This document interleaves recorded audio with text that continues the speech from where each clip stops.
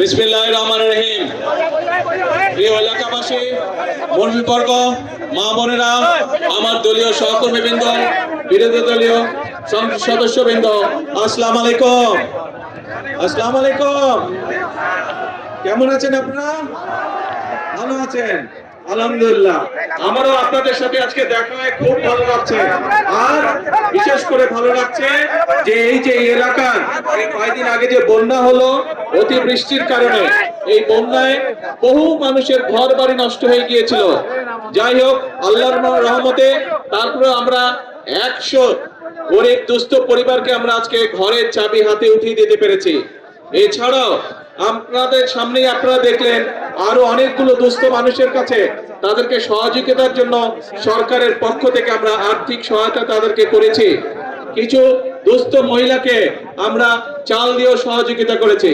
প্রিয় ভাই বোনেরা, আপনাদেরকে এই কথাগুলো বলার কারণ হচ্ছে যে এই যে বর্তমান সরকার, এই সরকারকে আপনারা নির্বাচিত করেছেন। এই বাংলাদেশের মানুষ এই সরকারকে নির্বাচিত করেছে। কাজেই এই সরকারের দায়িত্ব হচ্ছে বাংলাদেশের মানুষের পাশে থাকা। এই সরকারের দায়িত্ব হচ্ছে বাংলাদেশের মানুষের সুখে দুঃখে থাকা। এই সরকারের দায়িত্ব হচ্ছে এই দেশের মানুষকে দেখে রাখা। এই সরকারের দায়িত্ব হচ্ছে এই দেশের মা বোনদের পাশে থাকা। এই সরকারের দায়িত্ব হচ্ছে এই দেশের সন্তানদের লেখাপড়ার ব্যবস্থা করা। এই সরকারের দায়িত্ব হচ্ছে এই দেশের মানুষ যারা অসুস্থ হবে তাদেরকে যথাযথ চিকিৎসার ব্যবস্থা করে দেওয়া। এই সরকারের দায়িত্ব হচ্ছে এই দেশের তরুণ সমাজ, যুবক সমাজ, নারী হোক পুরুষ হোক, তাদের কর্মসংস্থানের ব্যবস্থা করা। প্রিয় ভাই বোনেরা, এই জন্যই আপনারা দেখেছেন নির্বাচনের সময় আমরা বলেছিলাম যে বিএনপি যদি আল্লাহর রহমতে বাংলাদেশের মানুষের ভোটে সরকার গঠনে সক্ষম হয়, তাহলে আমরা মূল কয়েকটি কাজে হাত দেব।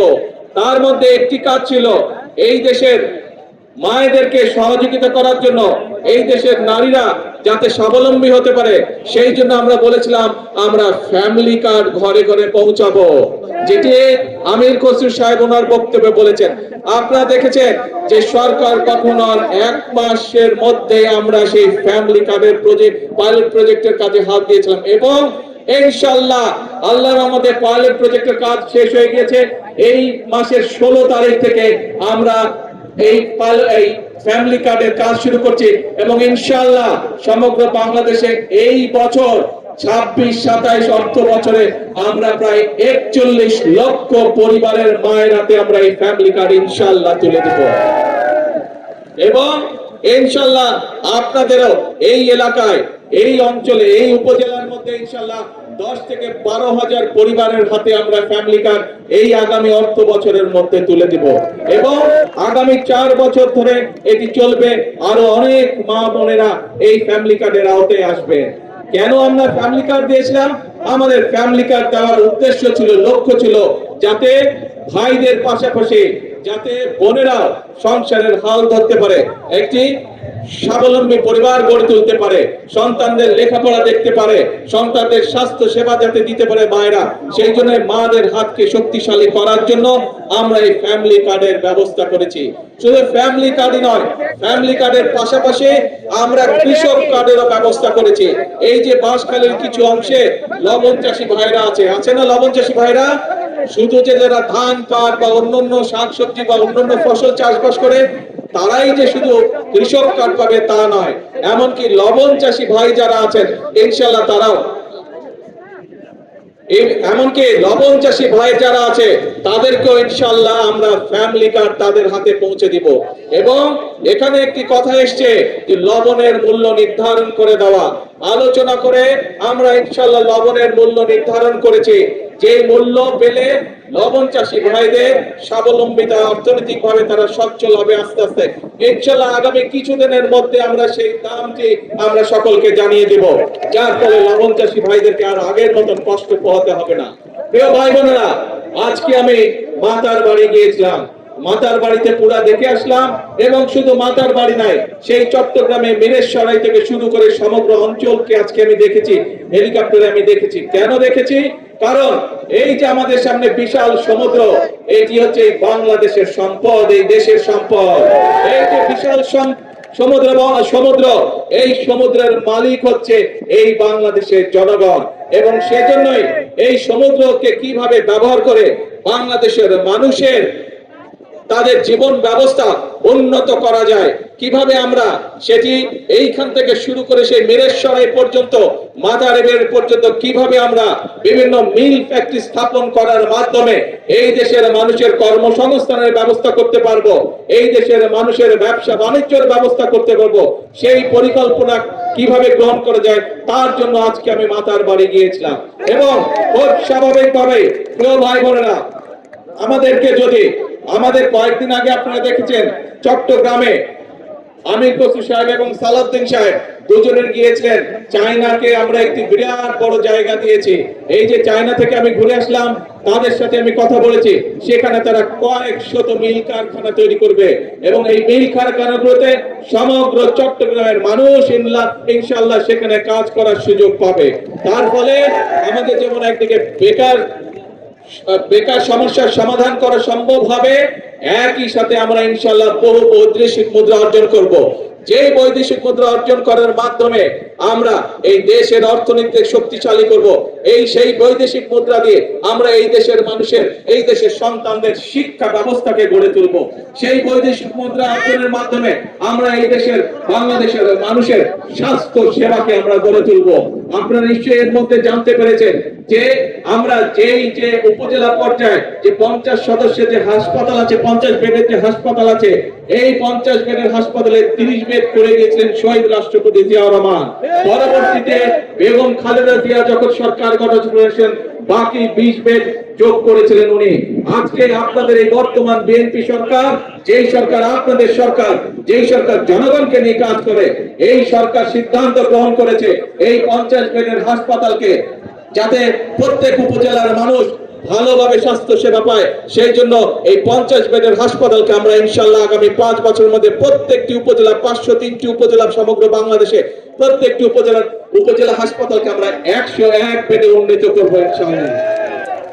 প্রিয় ভাই বোনেরা, এই কাজগুলো যদি আমাদেরকে করতে হয়, এই দেশের মানুষের জন্য যদি কর্মসংস্থানের ব্যবস্থা করতে হয়, এই দেশের মানুষের কর্মসংস্থানের ব্যবস্থা যদি করার জন্য যদি বিদেশি এবং দেশি বিনিয়োগকারী যারা আছে তাদেরকে উৎসাহিত করে যদি মিল ফ্যাক্টরি স্থাপন করতে হয়, তাহলে তার পূর্ব শর্ত হচ্ছে দেশে শান্তি শৃঙ্খলা থাকতে হবে।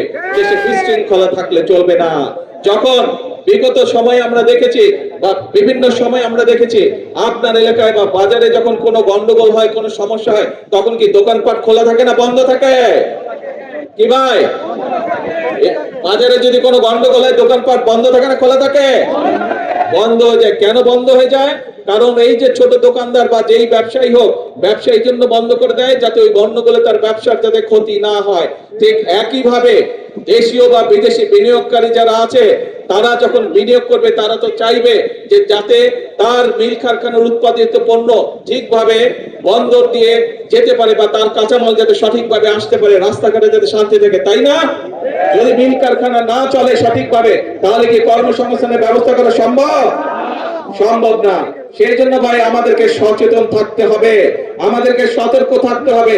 যারা শান্তি শৃঙ্খলা নষ্ট করতে চায় তাদের বিরুদ্ধে তাদের ব্যাপারে আমাদেরকে সতর্ক থাকতে হবে।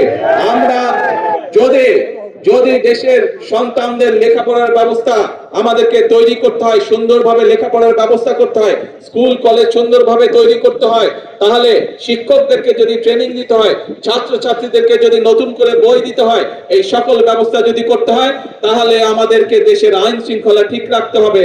একইভাবে সতর্ক থাকতে হবে আমাদেরকে, যারা বিভ্রান্ত তৈরি করতে চায় তারা যাতে কোনো সুযোগ না পায়।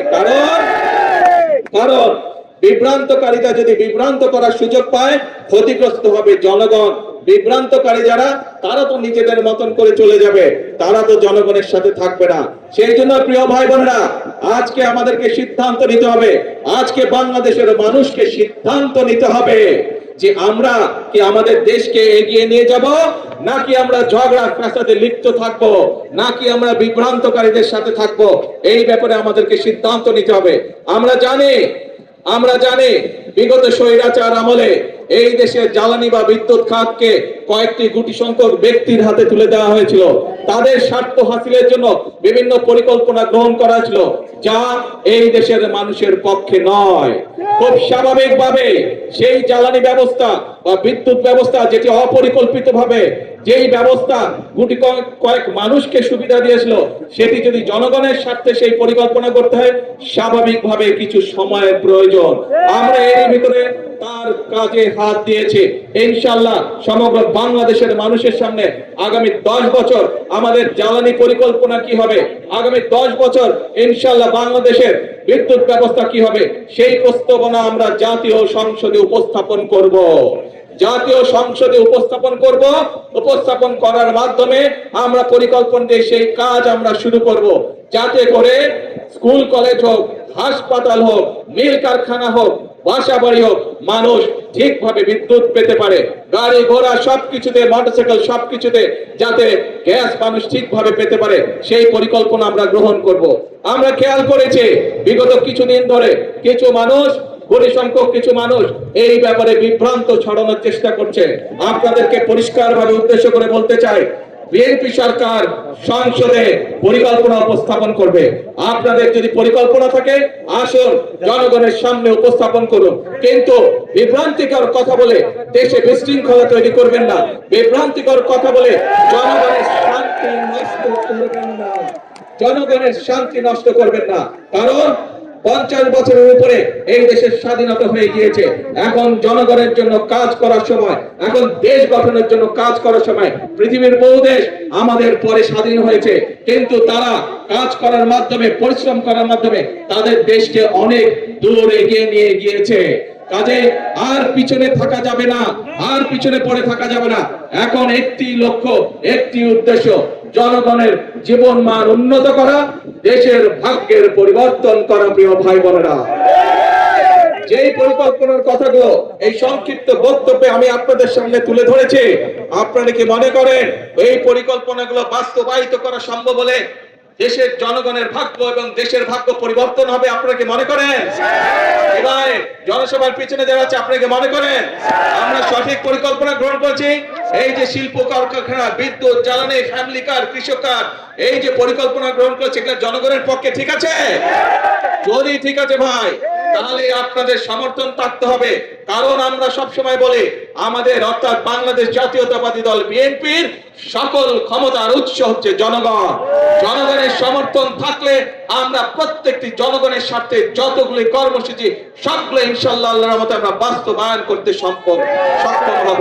আসুন আজকের এই জনসভায় আমরা যেভাবে আজকে দুস্থ মানুষকে সহযোগিতা করেছি, সাহায্য দিয়েছি, এই সাহায্য এবং সহযোগিতা কে আমরা পরিবর্তন করতে চাই কর্মসংস্থানের মাধ্যমে। সেটি দেশের ভিতরে হোক, সেটি আমাদের তরুণ সমাজের সদস্যদেরকে বিভিন্ন প্রশিক্ষণের মাধ্যমে বিদেশে প্রেরণ করাই হোক না কেন। অর্থাৎ আমরা চাই প্রত্যেকটি বাংলাদেশের প্রত্যেকটি মানুষ, 20 কোটি মানুষের 40 কোটি হাত, প্রত্যেকটি হাত শ্রমিকের হাতে রূপান্তর করতে চাই আমরা, যাতে করে প্রত্যেকটি মানুষ দেশ গঠনে ভূমিকা রাখতে পারে, যাতে করে প্রত্যেকটি মানুষ নিজের হাতের পরিশ্রমের মাধ্যমে নিজের এবং পরিবারের ভাগ্যের পরিবর্তন করতে চায়। আমরা সেই বাংলাদেশকে গড়ে তুলতে চাই। আমরা সেই বাংলাদেশের জন্য অপেক্ষা করেছি, কিন্তু অপেক্ষা করলে বসে থাকলে চলবে না। আমাদেরকে কাজ করতে হবে, আমাদের ফসলের উৎপাদন বৃদ্ধি করতে হবে, আমাদেরকে মিল কারখানা স্থাপনের মাধ্যমে আমাদেরকে কর্মসংস্থান এবং শিল্পের বিপ্লব আমাদেরকে ঘটাতে হবে। প্রিয় ভাই বোনেরা, আসুন আজকের এই জনসভায় আমরা সেই শপথ গ্রহণ করি, সেই প্রতিজ্ঞা গ্রহণ করি যে বাংলাদেশের মানুষ আর বিভ্রান্ত হবে না, বিভ্রান্তকারীদের কোন রকম প্ররোচনায়। বাংলাদেশের মানুষ এখন সামনের দিকে যাবে, বাংলাদেশের মানুষ নিজেদের ভাগ্যের পরিবর্তন করবে, বাংলাদেশের মানুষ একই সাথে তার দেশের ভাগ্যের পরিবর্তন করবে। এবং সেই জন্যই আমরা বলি, করব কাজ, করব দেশ, সবার আগে করব কাজ, করব দেশ, সবার জন্য বাংলাদেশ। আজকে তাহলে এই পর্যন্ত থাকলো। আপনারা নিশ্চয়ই খেয়াল করেছেন, 1 মিনিট ভাই, স্লোগান দিস না ভাই, স্লোগান দিস, কথা শুন ভাই, কথা বলতে দেন, শান্ত হয়ে বসুন। আপনাদের সবই হবে, ধৈর্য ধরতে হবে, ধৈর্য ধরতে হবে, সবই হবে। আপনাদের এই এলাকায় চট্টগ্রাম থেকে আমরা রাষ্ট্রের সময় লাগবে তো বেরিবাদ নাকি? এতক্ষণ এতক্ষণ কি বললাম কিছুই বুঝবো না। বসো। আপনাদের চট্টগ্রাম থেকে আমরা দুইজন গুরুত্বপূর্ণ ব্যক্তিকে সরকারের গুরুত্বপূর্ণ দুইটি মন্ত্রণালয়ের দায়িত্ব দিয়েছি। একটি হচ্ছে অর্থ মন্ত্রণালয়, আর একটি হচ্ছে স্বরাষ্ট্র মন্ত্রণালয়। যেই বিভাগে এরকম দুটি গুরুত্বপূর্ণ মন্ত্রণালয়ের দায়িত্বে নিয়োজিত দুইজন ব্যক্তি আছে, সেই এলাকার উন্নয়ন কেউ ঠেকিয়ে রাখতে পারবে না ইনশাআল্লাহ। আজ এই পর্যন্ত থাকলো, এরপরে যখন কাজ শুরু হবে ইনশাআল্লাহ আপনাদের সামনে আবার আসবো, আবার দেখা হবে। আর বেড়িবাঁধ এইটি আমাদের মূল পরিকল্পনার একটি অংশ। ইনশাআল্লাহ বেড়িবাঁধের কাজ শুরু হবে। আল্লাহ হাফেজ।